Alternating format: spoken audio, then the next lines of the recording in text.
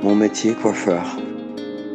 Paris, Los Angeles, New York, New Delhi, Genève, Gstaad, Barcelone. Ce sont les villes que j'ai pu découvrir grâce à mon métier. Ça ne me suffisait pas. La culture est importante, le savoir-faire aussi, et l'état d'esprit d'autant plus. Comment faire de ces apprentissages, de ces technicités, de toutes ces cultures ramassées, un bien en commun. Je suis Anthony Alexandre, je suis coiffeur. Bienvenue dans ce nouveau podcast. Je vous présente aujourd'hui Fanny, une amie, une confidente, une personne qui a osé changer, qui a osé libérer un de ses sens pour parvenir à une réalisation propre sur elle-même. Et donc, je la considère comme une inspiration, comme ce que je veux être. Et Fanny est un être passionné par le goût de l'odeur et du parfum. Et à ce moment-là, je vous laisse la rencontrer. Et voici notre entretien à ce moment-là. Alors voilà, on y est, ma chérie. Ce qui était important sur ce podcast-là, c'était Tu vois, j'ai pensé vachement à comment j'allais articuler cette interview, entre guillemets, où j'avais pas envie que ce soit une interview non plus.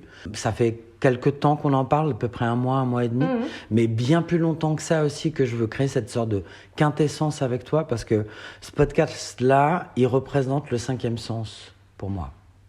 Voilà comment je l'ai pensé. Et en fait, ce qui nous lie aujourd'hui, c'est déjà plus ou moins notre âge, 23 ans. Mais notre lien aussi, et comment dirais-je, tout ce qu'on en a fait, comment on l'a vu évoluer. Notre évolution, moi je dirais, ouais. Et c'est là le point, justement, en se disant, voilà, moi je suis un coiffeur, j'ai voulu et pensé ce métier différemment de ce qui se fait actuellement. Je peux paraître pour un taré, pour certains, soyons clairs, et pour d'autres, pour un novateur, enfin, pour un visionnaire. Peu importe, au final, c'est cette petite voix en moi qui me pousse à aller de l'avant et qui me fait briller. Tu vois, quand je m'écoute, quand je le fais, c'est ces moments-là où se dire, est-ce que je suis assez paré pour le faire? Est-ce que finalement aussi il faut juste que je m'abandonne? Mais tu vois, il y a toutes ces coordinations là où est-ce que je vaux le coup, etc. Et j'aimerais échanger avec toi parce que du coup, par rapport à ton défi personnel, j'ai l'impression que c'est un peu ce que tu vis de ton côté aussi. Cette question de est-ce que je vaux le coup, et d'ailleurs quand t'es arrivé, la première chose que je t'ai dite, c'est est-ce que je vais être à la hauteur de ce podcast. Ouais, je pense que c'est une question que je me pose depuis de nombreuses années, et c'est quelque chose qui me caractérise, c'est cette espèce de fragilité, de manque de confiance, de remise en question permanente, de doute. Est-ce que je suis intéressante? Est-ce que je vaux le coup? Est-ce que j'ai des choses à dire? Je peux mettre un point? Ouais. Parce que du coup, en fait, pareil, tu sais, là, par rapport au podcast, mais aussi au projet qui suit, les amis, prochain épisode ou le surprochain, vous aurez une avant-première de l'évolution aussi de cette société que j'ai créée avec Baptiste à travers 3 petits points. Voilà, je vous en dis pas plus. Mais pour revenir à nos moutons, c'est pareil, je sens en moi une capacité et vraiment une énergie. Et en fait, la question que je pose et que je repose à mes amis, d'ailleurs je pense que je te l'ai posé aussi, mais aussi aux personnes que je peux rencontrer dans telle ou telle profession, mais qui feront que ce projet est viable aussi, est-ce que je suis légitime? Est-ce que je le fais assez bien pour mériter avoir cette place? Ouais. Tu vois, et mais d'ailleurs, ça, c'est un... génial, tu poses la question. On en parlait avec Gilles. Donc, Gilles, c'est mon mari. Voilà. C'est un trait assez féminin, d'ailleurs, parce qu'on en parlait aussi parce que je passais des entretiens. Et j'ai passé des entretiens la semaine dernière sur un poste qui ne correspond pas à mon métier, en fait. Et il me disait, c'est typiquement féminin de se dire, est-ce que j'ai les compétences suffisantes pour prétendre à ce poste? Je suis bon féminin, le feeling. Bah ouais. On peut l'aborder, Ouais, c'est féminin, peut-être. le masculin. On en a tous en nous. Du coup, c'est peut-être équilibrer ces deux parties-là qu'il faudrait. Par rapport à mes doutes, je sais pas. Pour moi, c'est ce qui fait ma fragilité et en même temps, c'est ce qui fait ma force, quoi. C'est-à-dire que oui, et puis d'être toujours un peu sur ce fil et c'est ce qui me pousse toujours à me dépasser. Tu fais surjaillir même ta douceur, mais dans une force frénétique. Tu vois, c'est là en fait l'ambivalence qui est, enfin justement quand on allie force et douceur à la fois, c'est une puissance phénoménale de push, quoi. Du coup, là, bon, je lance le podcast qui a plus ou moins un rapport avec la coiffure et que derrière, il y a une application mobile, les loulous, voilà, en avant-première. Mais du coup, en fait, avec Fanny, ce qui était intéressant pour revenir sur ce point-là et cette démarche, c'est que tu bosses, en fait, dans des grosses structures. Et puis, en fait, est-ce que tu as envie peut-être de raconter, en fait, ce passage, en fait, à ce que tu es devenu aujourd'hui et comment tu l'as abordé, comment tu l'as intégré, accepté, etc. Pour les personnes qui pourraient se reconnaître aujourd'hui dans une sécurité matérielle, soyons clairs aussi, sur des gros postes où tu vis ta vie, etc. Et tu as une sorte de sécurité qui est pas vraiment une sécurité parce que peut-être que là tu te reconnais pas. Mais voilà, comment t'en es arrivé là, tes premières questions, comment tu t'as laissé la place à ça, voilà. Donc je vais peut-être remonter à comment je suis arrivée dans ces grandes structures. Donc moi en fait ce qui me caractérise, c'est ce qui fait qui je suis vraiment et ce qui m'anime au quotidien, c'est mon amour pour le parfum. Donc ça c'est une passion vraiment qui est née durant mon enfance. Donc j'ai été d'abord une collectionneuse de miniatures, comme toutes les petites filles de ma génération, nées dans les années 80. Je me souviens que je jouais pas à la marchande de légumes, mais je jouais à la marchande de parfums. Et c'est drôle, il y a pas longtemps, j'ai retrouvé un cahier où effectivement on voit les traces de ce jeu, où j'écrivais les noms des parfums avec les prix en francs. Et vraiment, j'ai ce souvenir de quelque chose de fascinant. Enfin, pour moi, tous ces petits flacons, c'était peut-être aussi... ça me faisait autant fantasmer que des livres, en fait. C'était une espèce de bibliothèque pour moi. Wow. Et chaque flacon était une petite histoire dans laquelle je pouvais plonger mon nez. Et en grandissant, ma passion, elle a évolué. J'ai commencé à regarder dans les placards de ma maman qui portait beaucoup de parfums et qui a fait aussi beaucoup de mon éducation olfactive. Et puis ensuite je me suis intéressée à tout ce qu'il y avait autour du parfum, l'histoire de la parfumerie, les parfumeurs, les matières premières. Tu en avais conscience déjà à ce moment-là que tu commençais à comment dirais-je, intégrer cette essence finalement? Je suis pas sûre en fait. Enfin, je crois que je vivais les choses sans trop réfléchir. Wow. Non, j'aimais ça m'intéressait. Je collectionnais les publicités. J'ai retrouvé aussi toute une pochette que j'ai montrée à ma fille. Des publicités de parfums. Et en plus, c'est vrai que c'était à une époque où la parfumerie était différente. Il y avait moins de lancements. Quel est ton parfum préféré et pourquoi? Ouh là là. Adolescente. En tant qu'adolescente? Ouais. Moi, tu vois ce que j'ai en tête, c'est forcément aussi, on parle de nos parents, mais j'ai Shalima en tête. Ah bah oui. Mais qui est magnifique, aussi portée par rapport à l'ouverture de la mignonnette, etc. Enfin, la classe à l'état pur des années 30, tu vois. C'est ce que ce que je vois, ce que je sens. C'est un peu ça, quoi. Mon parfum préféré, c'est pas évident. Celui qui me vient tout de suite à l'esprit, c'est Femme de Rochas, qui est un parfum que ma mère a porté, mais pas très longtemps, je crois. Et je me souviens que je l'ai retrouvé, je crois quand j'avais la vingtaine, et il était porté par une jeune femme, et je me suis dit, mais c'est quoi ce parfum? C'est incroyable. Et je pense que c'était je l'ai pas reconnu, je pense, à ce moment-là, et je lui ai posé la question, et je me dis, tiens, ça doit être une réminiscence de mon enfance, et de ce moment où trop bien. Ouais, la Madeleine de Proust. Ouais, tu m'étonnes. Et maintenant, c'est sûr, c'est un parfum qui m'accompagne toujours, et un parfum que je sais mieux décrypter, un parfum, je sais qui est son parfumeur, qui est un des grands parfumeurs de la parfumerie moderne, que j'admire beaucoup, que j'ai lu. Comme vous, si je peux me permettre, comme vous pourrez le constater, donc Fanny, quand elle pose son attention et son esprit dans sa passion, elle est elle est complètement investie du truc, quoi. Moi, j'aimerais juste revenir sur le point.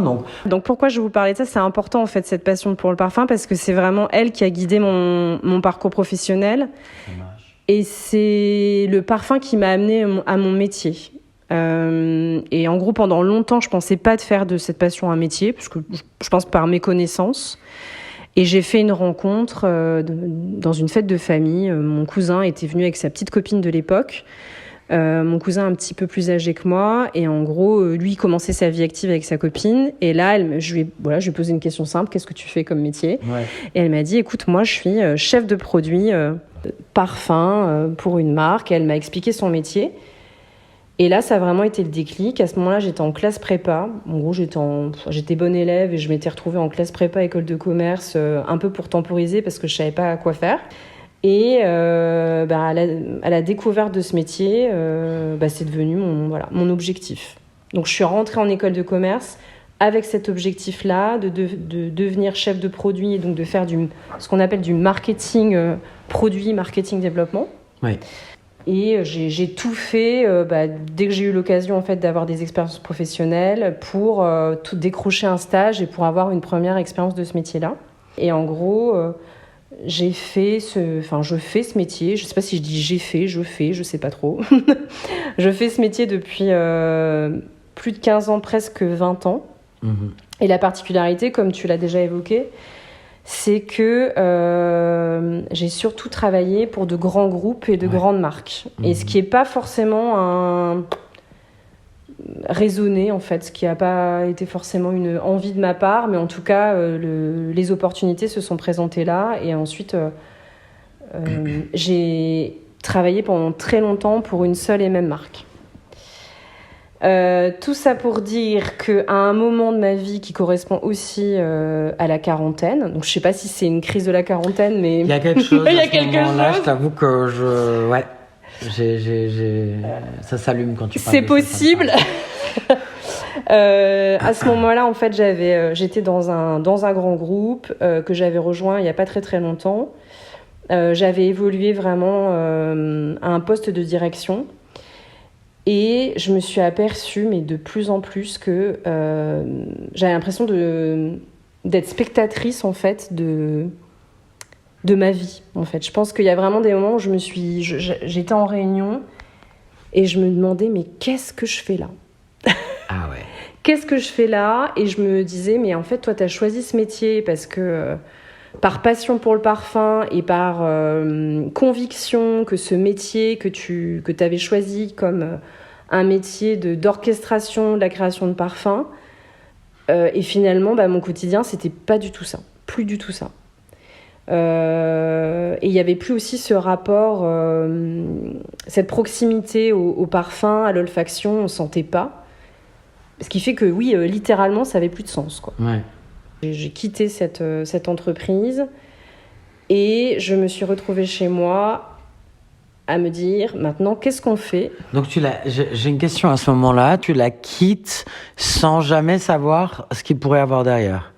Ou t'as pas commencé à penser en se disant, je la quitte seulement, voilà les points d'issue, tu vois ? Je l'ai quittée en me disant, c'est une histoire d'affinité. Il y a peut-être cette rencontre avec cette entreprise-là, ce groupe, cette marque aussi. Donc t'as rien derrière. Non, je me disais peut-être que c'est pas le bon environnement. Okay. Il faut que je trouve la marque qui me correspond, la maison qui me correspond. Mais néanmoins, je sentais que j'étais pas prête, que j'avais besoin un peu d'un moment de pause. Et donc là, j'ai décidé de structurer ma réflexion. Parce qu'au final, cette réflexion, je l'avais pas vraiment embrassée de manière sérieuse. J'avais pas forcément le temps aussi, j'étais trop prise dans mon job. Et donc, je me suis dit, faisons un bilan de compétences. Voilà, je vais faire ça à 100%, je vais réfléchir, je vais faire cette introspection, je vais me poser les bonnes questions. Et j'ai fait ça pendant plusieurs mois. On sent quand on parle aussi que le fait de prendre son temps, d'aller doucement par rapport à sa réflexion et ses attentes aussi, que ce soit d'un côté ou de l'autre, permet en fait d'avancer tranquillement et sûrement sur sa trajectoire. C'est ce que je ressens quand on parle. Oui, je pense que tu as raison, le temps. Enfin, je pense que les années dans ces grands groupes, justement, j'en manquais terriblement de temps et j'étais tout le temps en train de courir. On est dans un monde aujourd'hui où ça court très vite. Ouais, ça courait très très vite et mon dernier poste c'était complètement exacerbé. Je travaillais mais non-stop, de 8h30 du matin jusqu'à à minima 21h30, je travaillais le week-end. Et aussi, je pense que je t'ai parlé de la crise de la quarantaine, mais il y a eu forcément une étape hyper importante dans ma vie, ça a été celle de devenir maman. Bien sûr, ouais. Et c'est aussi un moment où ma fille a grandi et a commencé à percevoir, en fait, à mieux comprendre mon métier, ce que je faisais, et à aussi être consciente que c'était un métier qui me prenait beaucoup, beaucoup de temps, mais pour autant je pense qu'elle percevait que j'étais pas complètement épanouie. Et je pense aussi, dans ma réflexion et dans ce souhait de faire ce bilan, à un moment, je me suis dit, mais quelle image j'ai envie de renvoyer à ma fille ? Ouais. Est-ce que j'ai envie de lui transmettre ça, que finalement, je fais un métier passion, mais que ça me rend malheureuse, et qu'au final, elle me voyait râler tout le temps, me plaindre, être en colère, pleurer, enfin vraiment passer par des extrêmes émotionnels absolument incroyables. Et bah voilà, je me suis dit, bah non, j'ai pas envie d'être ça, j'ai pas envie de lui renvoyer cette image, j'ai pas envie d'être cette maman-là, et surtout, j'ai envie de... Je pense que pour revenir à ta question, j'avais cette sensation de perdre mon temps, de mal l'utiliser, et en plus qu'on me le volait, et c'était du temps que j'avais pas pour ma fille. À partir du moment où j'ai toute cette... tu en parlais de bibliothèque tout à l'heure, mais c'est vachement bien choisi par rapport aussi à toutes les, les mémoires que tu as par rapport à des parfums ou des essences, quoi. À partir du moment où tu disposes de ça, tu es capable aussi d'engendrer donc des émotions et de les partager. Est-ce que ça voudrait... Pour moi, c'est toute la définition d'un parfumeur ou d'un nez, quoi. Qu'est-ce que c'est qu'un nez, du coup? Mais parce qu'en fait, dans le métier de la création du parfum, il y a quand même... c'est assez méconnu du grand public. Enfin, ça l'est de plus en plus.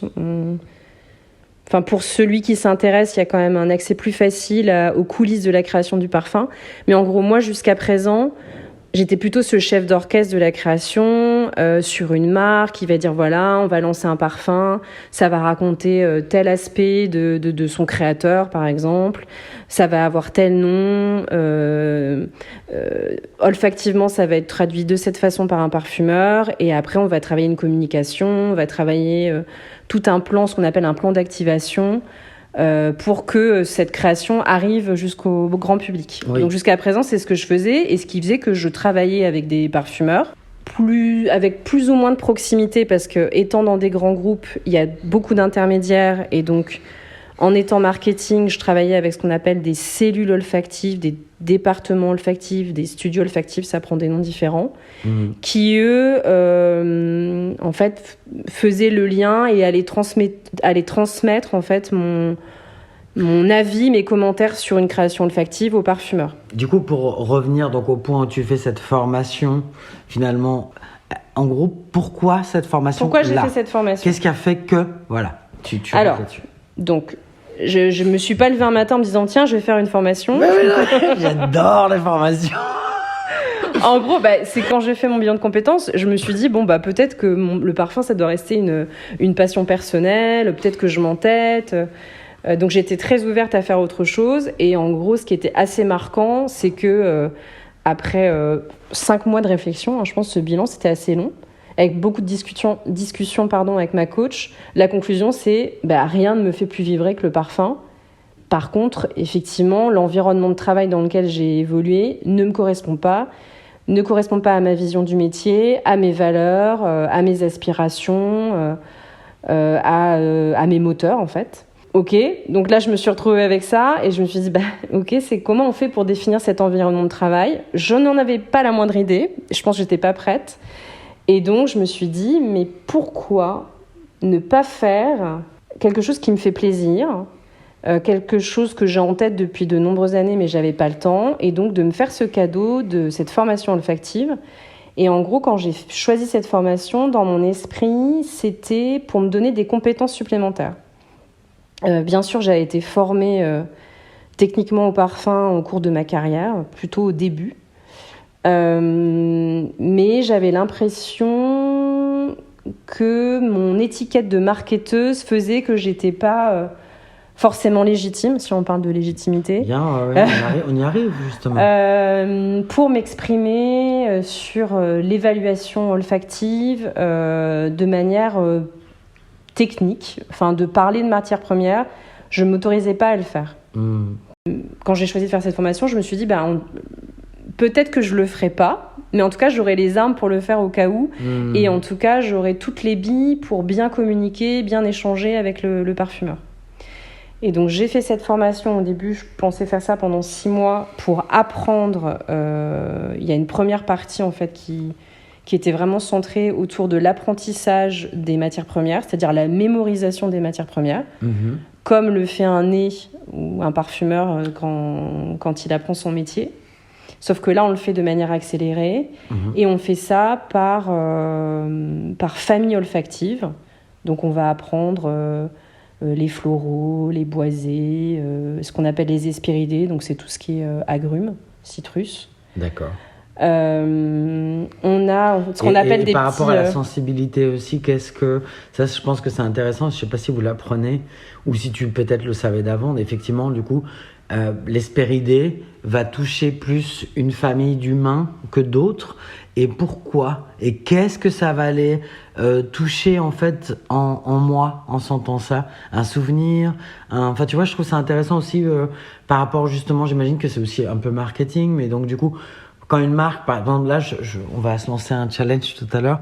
T'es au courant ? Mon Dieu. Tu m'as dit, Anthony. Parce que l'idée, effectivement, de contrôler en fait des aspects, des effets, c'est de remettre en cause un sens par rapport à l'observation du résultat lui-même. Et du coup, effectivement, l'idée là, je t'ai posé une question, qu'est-ce que tu aimerais qu'on crée ensemble ou quel effet t'aimerais placer ? Tu m'as parlé de brillance. Oui. Voilà, donc je l'ai pas encore travaillé, j'ai attendu, mais effectivement, l'idée en fait par rapport au précepte même, c'est de faire avec ce que j'ai, pas avec ce que j'ai pas. On est d'accord. Donc du coup, tu vas avoir ton challenge, ça va être de rendre agréable quelque chose qui n'est pas forcément avec ce que t'as, pas avec ce que t'as pas. Et ça va être intéressant justement là, à ce moment-là, d'aller un peu challenger tes super pouvoirs, ma chère. Mais on va revenir à ça d'ici quelques minutes. Revenons à nos moutons, donc sur le point où effectivement, qu'est-ce que ça va venir toucher en fait en moi de sentir ça plutôt que ça. Est-ce que ça, t'en as conscience et connaissance ? Il n'y a pas des... Enfin, je comprends ta question, mais c'est pas si normé et si défini en fait. Il y a de plus en plus de réflexion sur le lien, sur l'émotion que va t'apporter une matière première. Mais c'est pas aussi rationnel que ça va être une famille de matières premières qui va produire tel effet. D'accord. Après, évidemment, quand tu dis hespéridés et citrus, il y a une idée évidente de fraîcheur, de dynamisme, etc. qui les accompagne. Okay. Du coup, aujourd'hui, t'as terminé cette formation il y a quelques temps. J'ai terminé et ce que j'ai pas dit, c'est que j'ai fait cette première partie où j'ai appris les matières premières. Ouais. Et j'ai tellement adoré ça que je voulais continuer et j'avais eu la possibilité d'ajouter 6 mois supplémentaires où là, j'ai appris la composition. Donc, j'ai appris à formuler des parfums et donc, je me suis retrouvée derrière la paillasse, derrière l'orga parfum, avec ma balance, mes petits flacons à peser, au début un peu fébrile, avec un peu aussi un syndrome de l'imposteur. Est-ce que je vais savoir faire ça ? Et encore une fois, j'ai adoré ça. J'ai adoré comprendre vraiment la construction des grands parfums aussi. C'est comme ça qu'on travaille. On apprend des accords, puis après on apprend à reproduire des grandes icônes de la parfumerie. Et ensuite, à chaque fois, à la fin de chaque session de cours, on avait la possibilité de créer de manière libre, en fait. Okay. Et donc, je pensais pas être capable de le faire. Mais si, je peux faire ça aussi. Donc, évidemment, je suis pas Il me faudrait des années et des années et des années pour devenir vraiment un parfumeur. Mais en tout cas, ça m'a aidé à comprendre comment travailler un nez, comment il construisait ses parfums. Et puis, j'ai pris tout simplement beaucoup de plaisir à le faire, quoi. Toi, par rapport à la parfumerie et moi, par rapport à la coiffure, c'est la façon peut-être qu'on a trouvé pour faire du bon et du bien dans le monde par rapport à notre intuition et notre volonté. Je pense que c'est notre moyen d'expression privilégié, en fait. Ouais. C'est celui dans lequel on est plus à l'aise. Et effectivement, quand je te disais, oui, j'ai l'impression de sortir de mon corps et de ne pas faire le métier, parce que, en gros, pour moi, le métier du parfum, le parfum, je le perçois comme un art. Donc, je t'ai parlé tout de suite de chef d'orchestre de la création. Et là, je faisais je faisais du business, en fait, tout simplement. Et ok, je savais que j'étais là pour faire du business, mais il y avait vraiment plus une balance équilibrée entre création et business à un moment, en fait, sur certains de mes postes. Et donc, je pense que cette formation, ça dit beaucoup parce que finalement, je suis revenue à la matière, quoi. Je suis revenue à la matière. Parce qu'on choisit le parfum, on choisit l'essence, quoi. On choisit. Magnifique. Et du coup, quelles sont tes aspirations à l'heure d'aujourd'hui? Ah là là. On aime. Mon rêve, et ça fait longtemps que là, ça va faire depuis mon bilan de compétences. Ça me trotte dans la tête. Mon rêve absolu, et si on me disait vas-y, tu peux y aller, tout va bien se passer, fonce, je pense que je me poserais plus du tout de questions. Ce serait de créer ma propre marque de parfum. Juste une question, parce que du coup, effectivement, j'ai l'impression qu'on reparle un peu du syndrome de l'imposteur à cette étape encore. Oui. Il y a le fait de se dire aussi, tu vois, là, par exemple, je suis sur ce podcast, qui finalement, l'idée, c'était d'élever une communauté organiquement par rapport à ce que j'ai fait, ce que j'ai pas fait, effectivement. Donc, l'expérience, la liberté d'expression, etc. Et là, j'arrive sur un point où, du coup, il y a cette application mobile que je voudrais voir dans le monde. Mais effectivement, personne va me dire ça va marcher ou pas, quoi. Mais je comprends. En fait, l'idée, c'est aussi de se rassurer et le fait de se dire, bon, tu vois, dans mon passé, j'ai quand même lancé pas mal de business où je me suis ramassé la truffe et pas que forcément, en tout cas, gagner du recul par rapport à mes pensées ou à mes actions, etc. Et c'est vrai que là, à ce moment-là, on est avec Baptiste, on se dit on le fait pas, on attend le retour un peu du podcast, qui se dit avoir du monde, est-ce que les gens vont suivre aussi, tu vois, mais on le fait pour nous aussi, mais je pense que c'est là vraiment où, en fait, quand tu lances un business, il faut avoir la capacité donc d'y croire plus fort que tout, puisque de toute façon ça vient de là. De deux, y avoir assez pensé, donc c'est là où je me viandais avant, pour se dire bon, j'ai fait des études qui me permettent finalement marketing ou quoi que ce soit, qui me permettent de se dire bon, il va avoir un retour.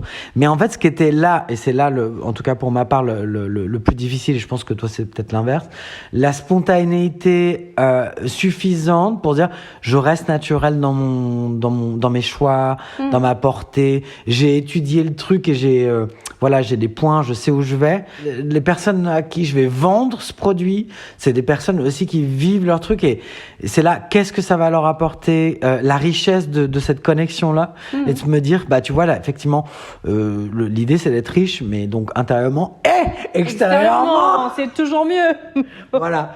Donc, mais tu vois, pour moi, c'était ça aussi, me dire, là, ça c'est fait, je vais avancer d'un pas, tu vois. Je me suis aperçue là depuis 6 mois, à chaque fois qu'il y a une opportunité, je me dis ah ouais, mais si je fais ça, ça va m'empêcher de créer ma marque. Ouais, donc là c'est un point où donc il y a quand même quelque chose, c'est nécessaire, quoi. Ouais, c'est de plus en plus là. Il y a même aussi des gens qui me tendent des perches en me disant qu'eux aussi ont des projets de création de marque. Mais c'est fou, cette espèce de difficulté à faire le grand saut.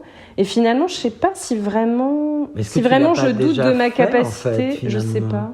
C'est là le point, Fanny. Je vais juste le mettre le point là-dessus parce qu'effectivement, en 2010, je lance une marque cosmétique à travers donc des huiles cosmétiques bio françaises et une huile ayurvédique, une huile à base en fait d'un fruit qui s'appelle l'amla, qui est gorgé de vitamine C et puis un antioxydant hyper puissant. Et effectivement, l'idée de le poser en fait sur sa crinière, rappelons-le nous que le cheveu est une matière absorbante 8 fois son poids, en traduisant, je vais y arriver, 8 fois sa propre énergie. Donc voilà, l'idée c'était de retravailler en fait toute cette tranche de ma vie sur une cosmétique consciente que j'ai nommée Eye Care, je prends soin d'eux.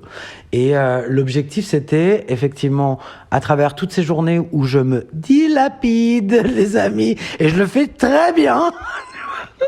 Donc du coup à un moment donné c'était l'idée, je vais aller mettre des bonnes énergies en faisant un produit en croix tout simplement, et en comprenant en fait l'expression du cheveu, du corps cheveu, parce qu'en fait le cheveu c'est une matière vivante, donc le cheveu c'est un corps vivant qui s'exprime à travers le cheveu gras ou même soi-même. Tu vois, quand on parle de soi, on parle de ses cheveux, genre ah putain j'ai les cheveux fatigués, ou ah putain, enfin tu vois. Et donc effectivement on parle de sa conscience, et en connectant ça à soi, effectivement il est possible de ramener à soi 8 fois plus vite ses propres énergies. Et voilà ce que j'ai conclu avec moi-même en tant que guinea pig, tu vois, sur ces élans-là. Et donc c'est là en fait que je voulais travailler avec toi là ces petites formulations rapides avec mes connaissances et les tiennes, expliquer aussi d'où vient la non-brillance, comment l'obtenir. Mais donc du coup moi j'ai une solution. Effectivement finalement la non-brillance c'est comme pour la peau un pore qui est dilaté, un cheveu en fait qui a une manque de tonus, donc qui est fatigué. Pour rappeler en fait on a effectivement donc la première couche du derme, de l'épiderme, et donc du follicule pileux qui se trouve à l'intérieur de cette tranche. À l'intérieur donc on a la kératine qui est en formation, qui est le sang du cheveu. Donc la kératine qui est le sang donne un sens commun jusqu'à la pointe, et de la pointe jusqu'à la racine. Donc là en fait on a l'étape qui permet en fait la pousse du cheveu. Effectivement quand à l'extérieur les écailles, puisque normalement donc les écailles sont bien fermées, quand l'écaille est bien fermée on a un synonyme, une symbiose de brillance, de force, de virtuosité par rapport à son cheveu. Lorsqu'elle n'y est pas, c'est qu'effectivement on a trop puisé donc dans ses ressources. Et la seule façon pour nous de nous permettre de réobtenir tonus, force et brillance, les amis, c'est assez simple. En fait, c'est déjà de respirer, de prendre le temps, de voir son écaille se refermer, et du coup de goûter à ce changement-là. Et c'est à ce moment-là où en fait, tout simplement, on va prendre donc un grand verre d'eau. Voilà, vous voyez la longueur de vos cheveux. On va le faire ensemble, si tu veux bien. T'es prête ? Le défi est lancé. Du coup, on va prendre un grand verre d'eau. C'était la question de Fanny, comment obtenir de la brillance sur son cheveu. Elle m'a posé comme question, est-ce que, Anthony, je dois me laver les cheveux ou non avant ? Et ma réponse, c'était quoi ? C'était fait comme tu aurais fait si je n'étais pas venue. Voilà. Parce qu'à la base, je ne suis pas là. Du coup, je me suis exécutée. Et Du coup, j'ai pris un grand verre. Hein. Voilà, très bien. Un verre à bière. Très bien. Une pinte. Très bien, on aime ça. L'idée en fait c'est de mettre une eau tiède, parce que en fait, et entre le chaud et le froid, l'idée c'est de faire pénétrer le breuvage à l'intérieur du cheveu et de resserrer toutes les écailles. Donc en fait ce qui va marcher là-dessus c'est un pH aigu, donc plus 5, qui va permettre en fait de resserrer les écailles en fait. Est-ce que tu as du vinaigre chez toi ?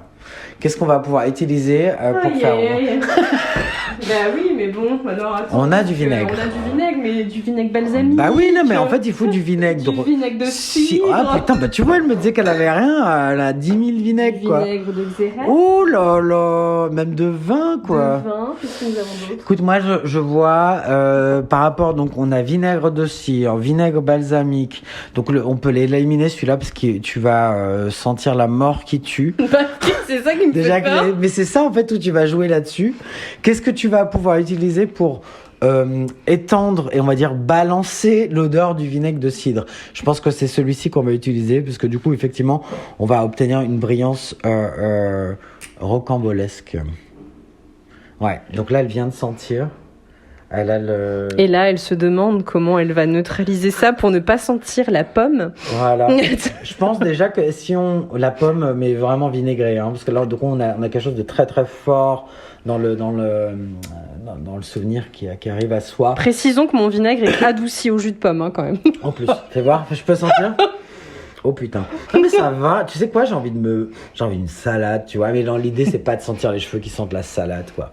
Mais seulement, c'est ça qui va me permettre, en fait, de resserrer les cailles. Est-ce que tu préférerais, toi, peut-être un autre vinaigre qui serait plus agréable ou plus fort, ou tu pourrais rebalancer avec un autre? Donc là, t'es en train de sentir lequel? Le vinaigre de... Non, de Xérès. Bon, elle l'a éliminé, celui-là. Là, c'est fort, quoi. Bah oui, mais du coup, l'idée, c'est de balancer ça. On va avoir un peu d'eau aussi, hein, donc ça va déjà diminuer le tout. Hein. Là, elle est sur le vinaigre de vin, hein, les enfants. Fais voir, je peux ça. Putain, j'ai envie d'une salade de tomates avec ça. Voilà, tu sais.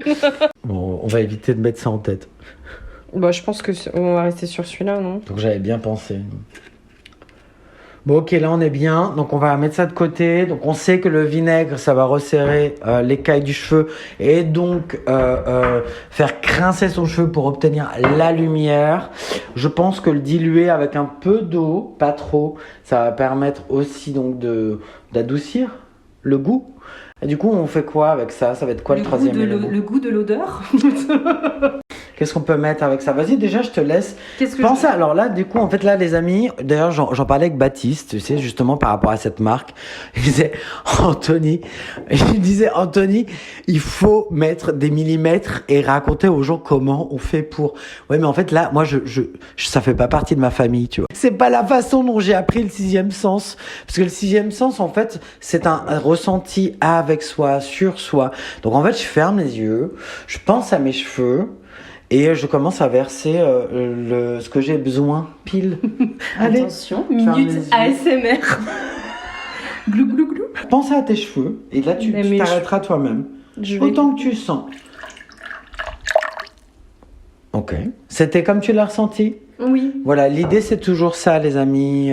C'est le goût, en fait, de retrouver le besoin avec soi. C'est de le faire, voilà, je le fais, machin, on s'en fout de ce qui est à côté. Donc là, on passe, après le cinquième sens, sur le sixième, l'intuition. C'est là le point. On veut passer après sur toute la zone érogène de la brillance du cheveu. La zone érogène de la brillance, waouh. Tu Quel programme? Chut. Attends, attends, ça arrive. Alors, au tiède. Là, tu m'as dit de l'eau tiède. Tu mets autant que tu le ressens. Est-ce que je peux demander pourquoi tiède? Parce que là, intuitivement, j'aurais mis de l'eau froide. Parce que c'est ni chaud ni froid. Okay. L'idée, c'est d'être centré. Là, c'est bien, là?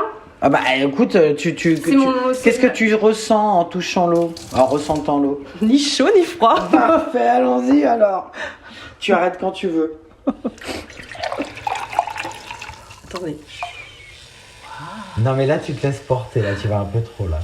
Ok, donc là on a un truc qui a l'air pas mal que j'ai carrément envie de boire quoi même.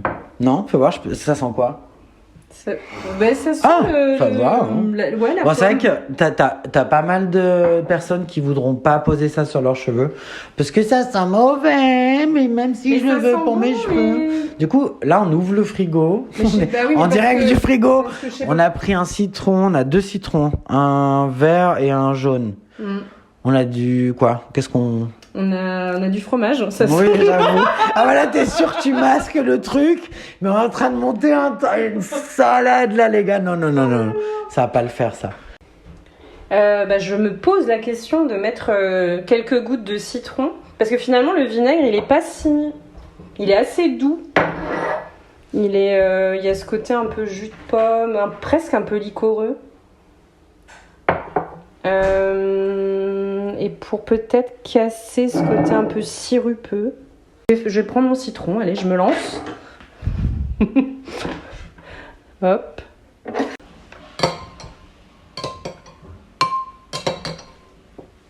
Bah, du coup, on est complètement dans l'acidité, dans un pH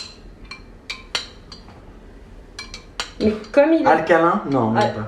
Oui, si, c'est je ne sais alcalin. pas, ça c'est toi qui peux me dire. Mais Oui, c'est comme, alcalin. en fait, comme il est très doucereux, le cidre. Et c'est pas mal, hein. J'ai l'impression d'avoir un cocktail. Parce qu'en fait, l'agrume du citron fait remonter l'acidité. Et j'ai l'impression d'avoir, tu sais, une sorte de gin fizz. Je sais pas comment. Regarde là. Quasiment, fais voir. Ouais, c'est pas mal. Ah ouais, c'est bon. C'est Ah vrai qu'on a ouais. limite envie de le boire là, c'est bizarre. Je te jure, je me ferais bien. Ça va être bon, même à boire. Hein. Mais du coup, c'est ton cheveu qui va boire ça. Ok, mais comment il boit ça, mon cheveu? Bah, c'est-à-dire qu'en fait, tu vas appliquer sur tes longueurs, pointes, racines, longueur, pointe, mèche à mèche, en te regardant face au miroir. Le breuvage que tu t'es fait pour toi-même pour obtenir ta propre brillance. Ok. Voilà. Et donc, du coup, c'est aussi le début de cet angle que je voulais annoncer avec vous, très cher. Donc la marque iCare que je développe et qui vient de se composer sur une essence avec Fanny et avec laquelle j'aimerais développer plus de formules sur les jours, semaines ou mois à venir. On va tester déjà, bon, mais je pense que déjà, je sens déjà être en totale extase. Rien que par rapport à l'odeur. Vraiment, c'est tellement cool. Et oui, le pouvoir des odeurs. Tu vois? Bien, mais waouh, trop bien. Bon, allez, on y va, on va commencer. On va dans sa salle de bain. On est face au miroir. Donc là, bien sûr, Fanny est avec elle-même et aucun auditeur, ni visionnaire, ni quoi que ce soit ne pourrait rentrer. Elle est dans sa propre bulle. Elle va pouvoir s'adresser à elle-même ses bons voeux et ses compliments avec son propre breuvage parce que c'est ça, prendre soin de soi. Bah vas-y, maintenant tu fais comme tu le sens, bah tu plonges les mains dans... Faire, ouais. Bah en fait, les mains, ouais. Ouais, en fait, et puis n'hésite, voilà, exactement. Là, en fait, bah, elle a pris soin d'elle-même à sa propre façon, tout comme elle a dosé ses propres dosages elle-même par rapport à son ressenti. Qui va lui dire de mettre ça ou ça ou ça de telle façon? Nous sommes tous différents. Là est notre richesse. On parlait tout à l'heure de richesse intérieure et extérieure, et la façon justement d'avoir entendu ce que notre petite voix elle est en train de poser. Tu vois? Là, ça se sent déjà sur tes cheveux. Hein. Bah écoute, c'est fort et en même temps, c'est. Donc j'ai les cheveux un peu, on n'a pas expliqué oui, mes c'est cheveux, vrai. mais un peu ondulés. Ouais. Et je trouve que ça dessine un peu Oui, c'est vrai, la boucle. la boucle. Bah du coup, le fait, je pense que tu peux en remettre un petit peu plus sur cette partie-là parce que je vois que tu as évité en fait la première partie, la première couche, c'est-à-dire racine, longueur. T'es pas obligé d'aller Je l'ai lavé, donc du coup. Ben oui, mais du coup, c'est intéressant de se dire ça. En fait, à ce Mais moment-là, tu penserais que c'est sale. Non, c'est peut-être parce que je trouve que le manque de brillance, il est plus chez moi sur les pointes que D'accord. sur les racines. Mais bon, Ok. peut-être me trompe. Écoute, moi j'aurais mis un petit peu à partir de ce niveau-là, là, tu vois, là où le cheveu commence à s'ouvrir, qu'il puisse se refermer. Et tu tiens, c'est un truc intéressant, on parlait de shampoing. Est-ce que tu oses... J'ai deux questions, chérie. Premièrement, est-ce que t'oserais avaler du shampoing dans ta bouche? Est-ce que T'oserais j'oserais? verser Mais alors, du ça shampoing serait dans ta un bouche? shampoing. Non, là. J'avalerais.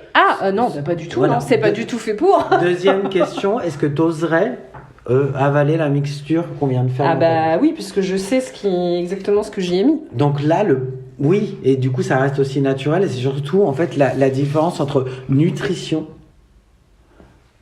et répercussion. Donc là, j'ai appliqué, en fait, sur le vivant, parce que le cheveu est un corps vivant, une mixture que j'aurais pu avaler, en fait, avec cet orifice-là, c'est-à-dire la bouche.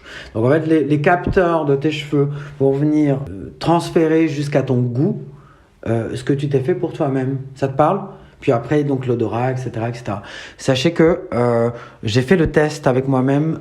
L'idée était, est-ce que lorsque j'applique quoi que ce soit sur ma tête, ça va venir altérer un de mes sens. Et effectivement, donc je place de l'huile, du poivre et du sel. Tu vois, l'idée c'était de faire réagir un petit peu mes capteurs par le côté hydraulique de l'huile, donc le transfert de données.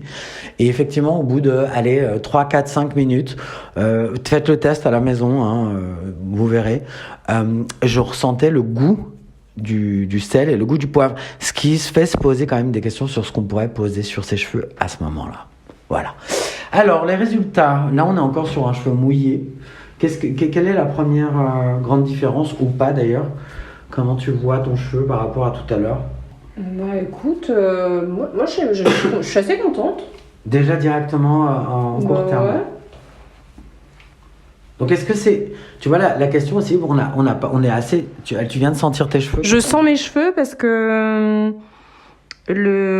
finalement l'odeur n'imprègne pas tant que ça la matière cheveux, je trouve. Parce qu'on pourrait avoir peur de ça. Grâce à l'eau. De se transformer en vinaigrette. Ouais, c'est clair. Mais non, grâce à l'eau, ouais. Et après, ce que j'avais pas anticipé, c'est un peu ce double bénéfice, à la fois de ramener de la brillance et peut-être un peu de dessiner ou de gainage, je sais pas si c'est le bon mot, mais de gainer un peu les cheveux, quoi, et la matière. Ouais, moi j'ai une question à ce moment-là. On est des gros feignants. Généralement, on va juste acheter son flacon quelque part, ce qui d'ailleurs nous nique du temps, le temps d'aller. Là, c'était vraiment le temps d'aller chercher un flacon et de le faire soi-même avec ses propres produits. Finalement, on est gagnant en le faisant soi-même pour soi sur les kilomètres zéro. Tu vois, bien et en sûr. plus là on n'a rien dépensé. On n'a rien dépensé plus, et on est plus aussi dans la conscience de prendre soin de soi. Ouais. Et là on est face au miroir en direct et dans notre réalité, et le fait effectivement de poser sur soi donc ses propres énergies, sa propre volonté, ça nous permet de nous recentrer plus vite. En tout cas c'est ce que j'ai constaté dans les bénéfices. Voilà. Donc effectivement en plus là du coup tu as un grand verre qui va te faire au moins ouh là là, facile une semaine. Hein. Je pense tu vas pouvoir j'ai été généreuse. Toute la famille va en profiter. Oui, bien sûr, pourquoi pas. Maman a commencé son propre produit. Tout à l'heure, tu posais la question, est-ce que j'étais capable de commencer en fait? En fait, ensemble, on a fait la première étape de nos business. Toi, à travers le fait d'accompagner un jeune entrepreneur, à travers quelque chose qu'il rêvait, qu'il avait en tête, et tu viens de prouver que c'était possible et que simplement en s'écoutant soi-même, en étant nous-mêmes et en les restant fidèles aux sentiments nobles, à l'amitié, à ce que chacun à son niveau ressent dans l'écoute, dans la tendresse aussi et dans la perception, on peut accomplir et transcender son rêve vivant. Et donc finalement c'est là le point encore où on revient. J'ai pas besoin, moi dans ma tête c'est que j'ai besoin de beaucoup d'argent, ou j'ai besoin de ci, ou j'ai besoin de ça pour faire que ça existe, parce que c'est aussi un monde capitaliste qui nous le prouvait. Et finalement regarde, avec de l'eau, du vinaigre, un grand verre, un robinet, un citron qui était dans le frigo. On l'a fait quoi. Non, et avec l'intention qui va bien. Et je pense que la clé, finalement, c'est l'alignement, en fait, l'alignement avec soi. On n'est jamais aussi juste, aussi pertinent, aussi convaincant que quand on est complètement honnête avec soi. Et je pense que c'est un peu la conclusion de mes années, c'est que j'ai essayé de correspondre à ce que je pensais qu'on attendait de moi, et finalement ça marche pas, ça nous... Oula, c'est clair.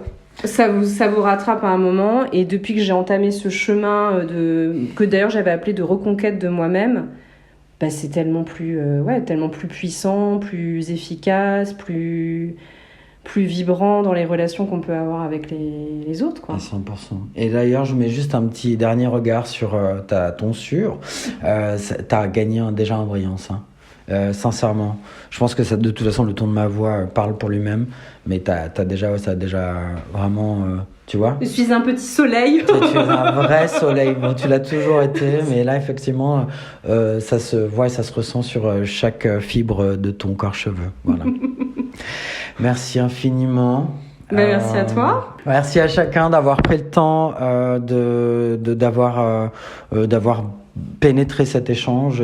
Enfin, ça se dit ou pas? Enfin, Pénétrer cet échange. Ouais, enfin, d'avoir conscientisé ce moment-là et d'avoir partagé ce moment avec nous. Ouais, voilà. Bonsoir, je ne suis pas folle, mais ça. Bon, merci. Ciao.